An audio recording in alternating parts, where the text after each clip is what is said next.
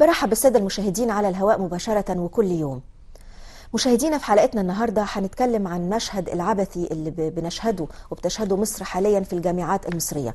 حالة العبث اللي بتسود الجامعات، العنف، التخريب، الإضرابات، التظاهرات اللي بنشوفها، منع بعض الأساتذة من الدخول أو الخروج، منع الطلاب من الدخول إلى الجامعات. في مشهد الحقيقة عبثي بتشهده مصر الآن، وتحولت الجامعات المصرية إلى ساحة حرب واقتتال للأسف الشديد. لكن احنا بنسأل الحرب دي ما بين مين ومين؟ ضد مين ولصالح مين؟ هل ما بين الطلبة والنظام، ولا ما بين الدولة وما بين جماعة إرهابية؟ على أي حال هنتباحث حول هذا المشهد العبثي زي ما قلنا، ونفتكر زمان أيام ما كانت الحركة الطلابية المصرية من أهم الحركات الطلابية في العالم كله، وكان لها دور في حركة التحرر الوطني ومكافحة الاحتلال الإنجليزي. ايه اللي بيحصل دلوقتي في الجامعة؟ ده اللي هنحاول ان احنا نناقشه ونتباحث حوله مع احد الطلاب، وهو ايضا مسؤول الملف السياسي في الحزب المصري الديمقراطي الاجتماعي، الطالب الجامعي الاستاذ محمد سالم. مساء الخير يا محمد. ايه بقى اللي بيحصل عندكم في الجامعة؟ في ايه؟ طيب، عشان نتكلم على مشهد الجامعات لازم نفصل ما بين جامعة الازهر لان ليها وضع خاص وبين باقي الجامعات المصرية. تمام، بس هي جامعة من الجامعات، هي يعني جامعة من الجامعات، بس تمام. فكرة تسلسل الاحداث بتختلف من هنا لهنا نظرا لان جامعة الازهر بصبغتها الدينية، فمساحة بتبقى فيها مساحة كبيرة جدا، ومعظم الطلاب فيها بينتموا لجماعة الإخوان والتيارات السلفية، وتبقى قليل جدا لطلاب مستقلين أو من تيارات أخرى، عكس الجامعات الباقية بتبقى الأغلبية الكاسحة فيها من طلاب الغير مسيسين، ومجموعة من الطلاب اللي محسوبين على تيارات الثورة، ومجموعة تانية بسيطة محسوبة على جماعة الإخوان. رغم أن الأزهر طبعا، يعني بس استطراد بسيط، طبعا هو يمثل الوسطية في العالم كله، والأزهر منهج في المطلق الأزهر حاجة، إنما هو في الفترة الأخيرة نظرا للتجريف يعني اللي المدهش أن طلاب الأزهر دينهم مش وسطي زي الأزهر، لأن يعني في حالة تجريف حصلت في آخر 15-20 سنة من أيام حسني مبارك، فبالتالي بقى كان في سوء في العملية التعليمية سواء في الأزهر أو في غيره، فبالتالي ظهرت التيارات المتشددة دي في جامعة الأزهر. ما علينا من المشهد في جامعة الأزهر لأن هو مختلف، لأن من أول يوم في الدراسة في حالة تعطيل، في حالة شغب، في حالة فوضى بيحاول يسيرها طلاب جماعة الإخوان في الوقت ده، عكس باقي جامعات مصر. تمام. باقي الجامعات بيبقى العدد فيها مش عدد التظاهرات فيها مش كبير، بتاعت طلاب ضد الانقلاب كان كل التيارات الباقية ما بتشاركهمش في أي مظاهرة أو فعالية سياسية. كانت الإضرابات الباقية عبارة عن إضرابات لحقوق طلابية، زي مثلا إضراب كلية سياسة واقتصاد في بداية الترم بسبب مشكلة المدينة الجامعية، كلها إضرابات متعلقة بالأمور الطلابية، ما كانش فيها حاجة سياسية طول الفترة دي لغاية يوم مقتل الشهيد محمد رضا. تمام. هو ده اللي قلب الأحداث داخل الجامعات وخلى تيارات أخرى تخرج في مظاهرات ضد وزارة الداخلية وضد السلطة الحالية. طب أنا هرجع للجزئية دي، بس اللي أنت شايفه ده أو العبث اللي بيحصل وإلى آخره أنت سميتها سياسة، هو اللي بيحصل ده سياسة؟ يعني المشهد العبثي اللي احنا بنشهده في الجامعات ده له علاقة بالسياسة؟ لا، هو الغرض منه ليه أغراض سياسية، مش هو ليه دعوة بالسياسة، لأن في مظاهرات وأغلبها مظاهرات الإخوان بتخرج عن نطاق السلمية، بتتجه لتعطيل الدراسة، عكس باقي يعني بيبقى فيه حالة فرض للتظاهر وللإضراب بالقوة، وده عكس المفهوم الأساسي للإضراب. الإضراب المفروض بيبقى برضا الناس، وإن هي لو عايز تضرب عن إضراب زي ما حصل مثلا في هندسة عين شمس في فترة من الفترات في امتحان الميد، كان كل الطلاب بنسبة حوالي 95% أضربوا عن دخول الامتحانات بسبب ما يحدث في الجامعة.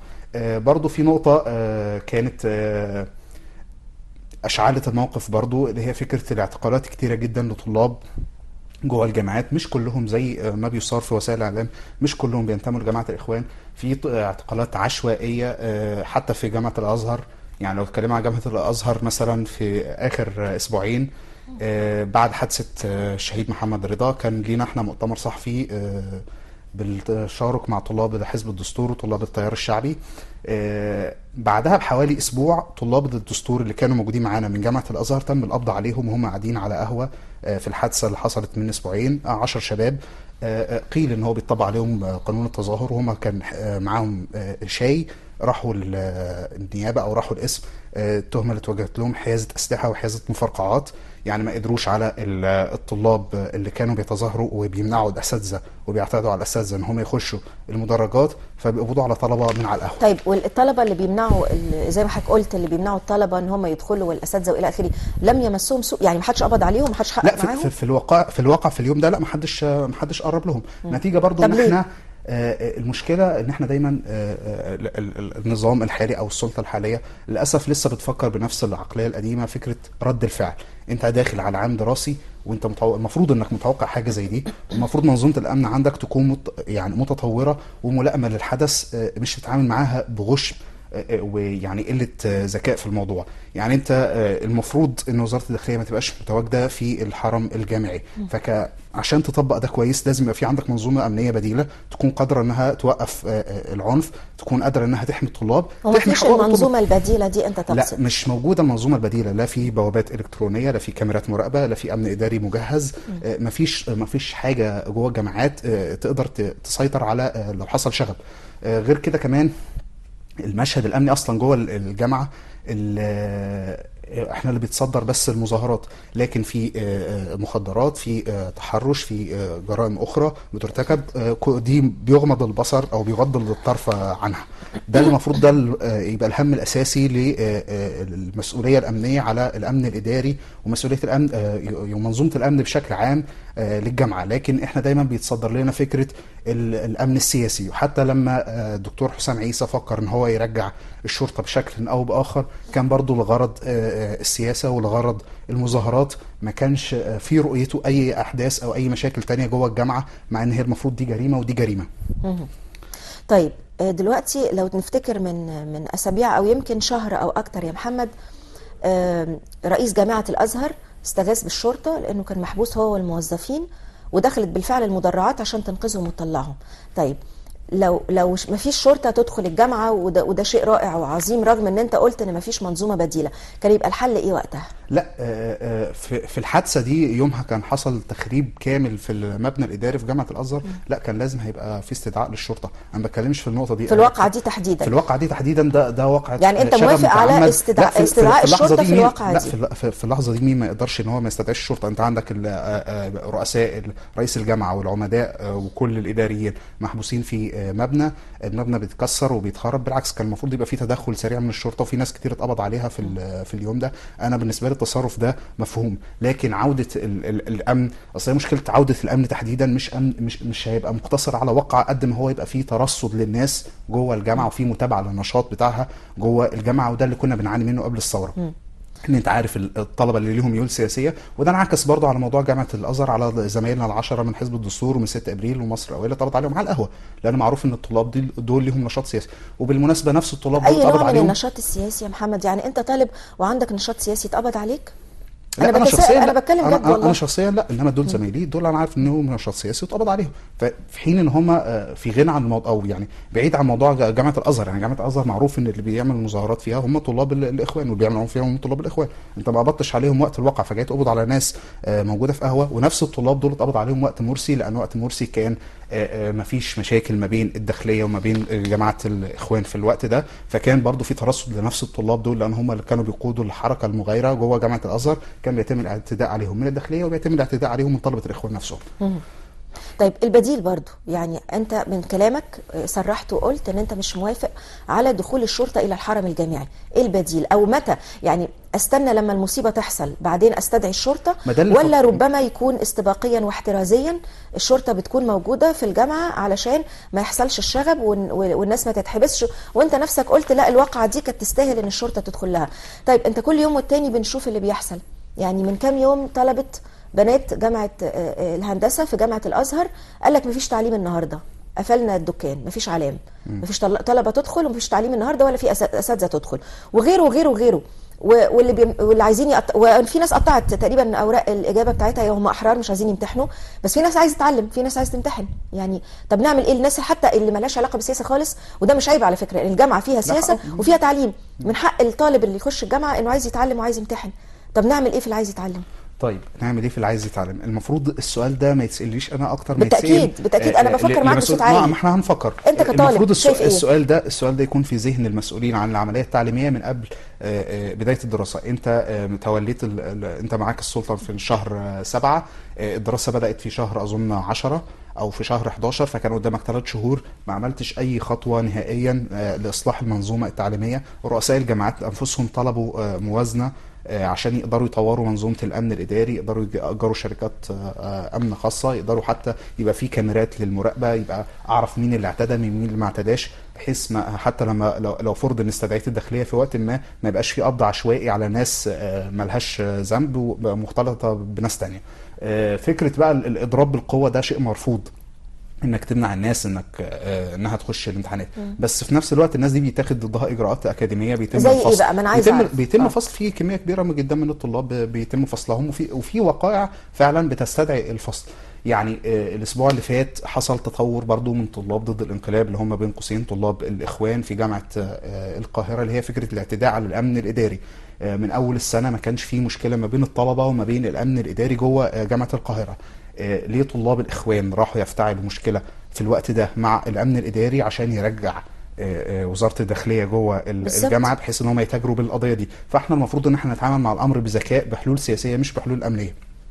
طيب ايه هي الحلول السياسيه؟ زي ايه يا محمد؟ ده اللي احنا كنا بنتكلم فيه، ان يبقى في استقلال في القرار الجامعي، يبقى في منظومه امنيه خاصه بالجامعات. طب عقبال ما ده يحصل اظن علشان تتعمل بوابات الكترونيه، وعلشان زي ما انت قلت يبقى في ناس مدربه تكون في المكان وكاميرات مراقبه والى اخره. مش هقول لك تكلفه، هي طبعا تكلفه عاليه بس تحتاج برضو وقت. طيب والوضع مشتعل، الحل ايه يا محمد؟ الوضع مشتعل دلوقتي، انما القرار خروج الداخليه من الجامعات المصريه كان من امتى؟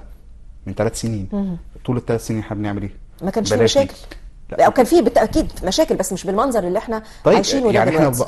ادي الفكره اللي احنا بنتكلم فيها، حكايه رد الفعل، ان انا مستني المصيبه ما تحصل عشان ارجع استعمل نفس الحل بتاع 20 او 30 سنه فاتوا، ان انا ارجع الداخليه. طيب انا استلمت الموضوع بقى لي قدامي 3 4 شهور على بدايه الدراسه، ايه الخطوات الاستباقيه اللي انا عملتها؟ بلاش النقطه دي. هل الوضع مشتعل في 14 او 15 جامعه، ولا هم 3 4 جامعات؟ هل انا مش قادر ان انا اسيطر على 3 4 جامعات؟ طب ما هو يسيطر ازاي؟ ما هو الطريقه اللي بيسيطر بيها في تحفظات عليها. لا، مش بتسيطر فيها بقبضه امنيه قد ما بتسيطر فيها بعقليه يعني الموضوع موضوع عقل وموضوع تفكير. يعني مثلا بعد اخر مره خرج من حوالي من الاسبوع اللي فات، اخر مشكله كانت حصلت ما بين الداخليه وما بين طلاب الاخوان، كان من اسبوعين بالظبط. كان في وفد من الطلاب كان في مؤسسه الرئاسه بالاجتماع مع الاستاذه سكينه فؤاد والدكتور عبد الجليل مصطفى ومندوب من وزاره الدفاع ووزاره الداخليه. تقدم اسامي بعض الطلاب اللي هي القضايا الحقيقيه اللي احنا عايزينهم يخرجوا، وكان الحل بتاعنا اللي قدمناه ان هم لو وزاره الداخليه تبتعد عن الجامعه، كميه كبيره جدا من المشهد ومن الشغب ده هيقل، ومش هيظهر غير المجموعه اللي ناويه تفتعل مشاكل، اللي هم باختصار طلاب الاخوان. تاني يوم وزاره الداخليه نفذت ده، حصلت مسيره من طلاب الاخوان الساعه 2 في قدام جامعه القاهره، خرجت لمده ساعه، قطعت الطريق، ما لقيتش وزاره الداخليه، ما لقيتش مشكله تفتعلها، فرجعوا تاني جوه الجامعه. ده الحل اللي احنا بنفكر فيه.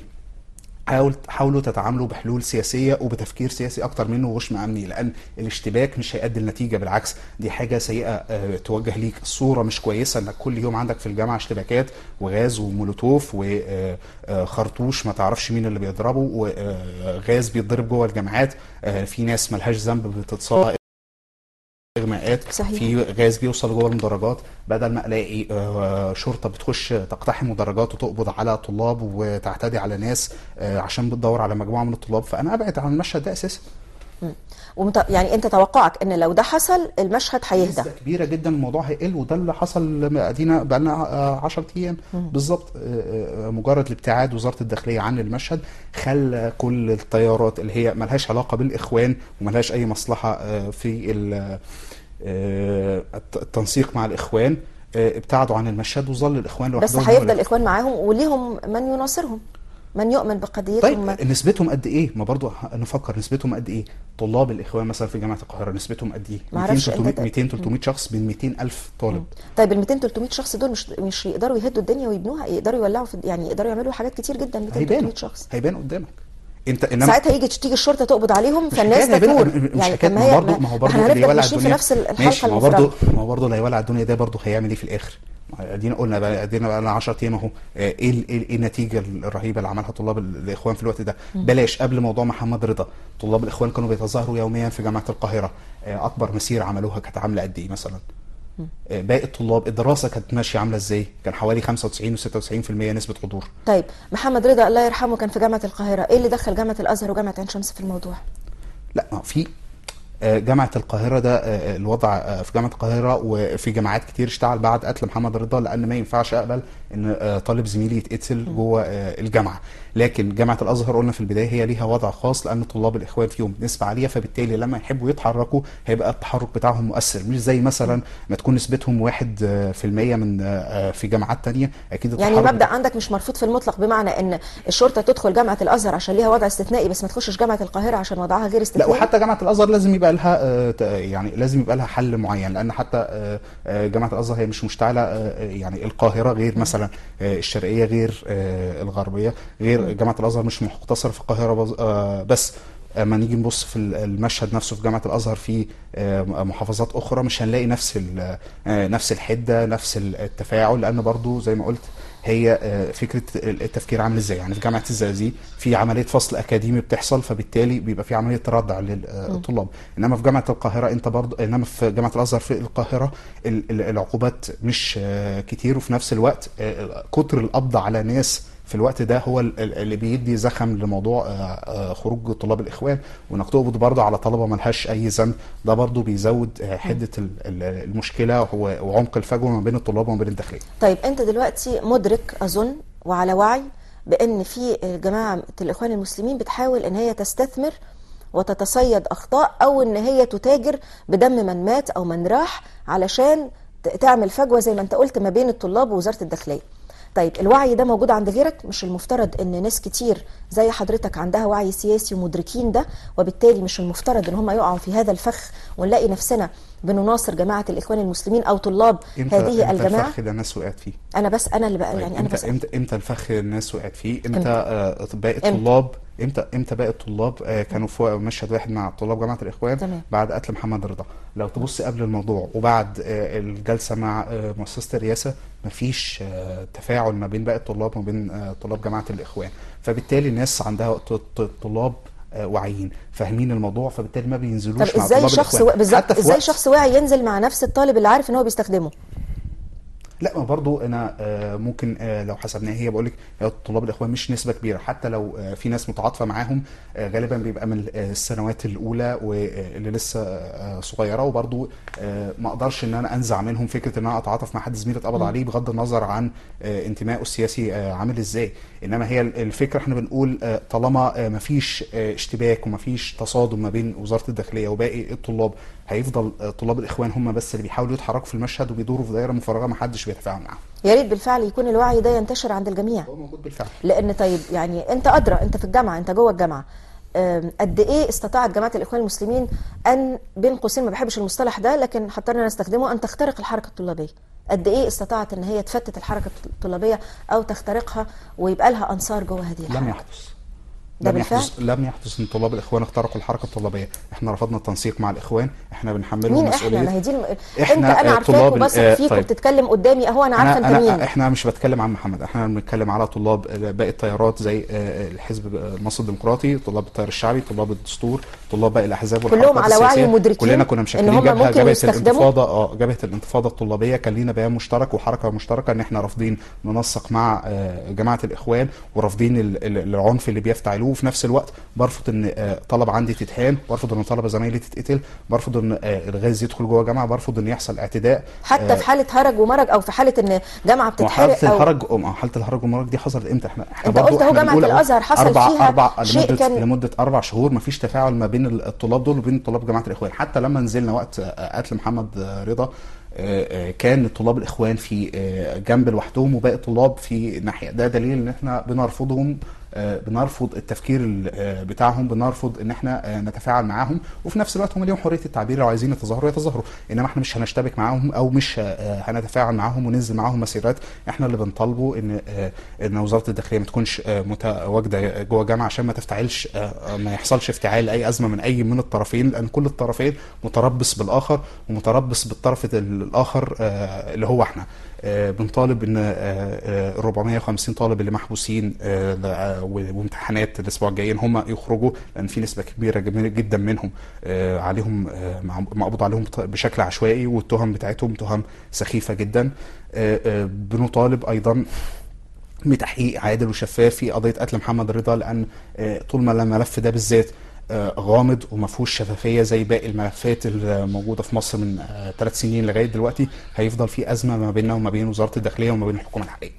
أنا بشكرك شكرا جزيلا يا محمد، ويا ريت يكون كل الطلاب يعني أو أغلب الطلاب على وعي إن ما حدش ينفع إن هو يستخدمهم. يا ريت ما نخليش حد يستخدمنا، كل واحد عنده قناعاته، يا ريت ما نعملش حاجه ضد قناعاتنا، ويا ريت ما حدش يستطيع ان هو يخترقنا او ان هو يستخدمنا. انا بشكر محمد سالم شكرا جزيلا، وبشكر الساده المشاهدين، وبكره فريق عمل اخر في كل يوم على المصريه على الهواء مباشره.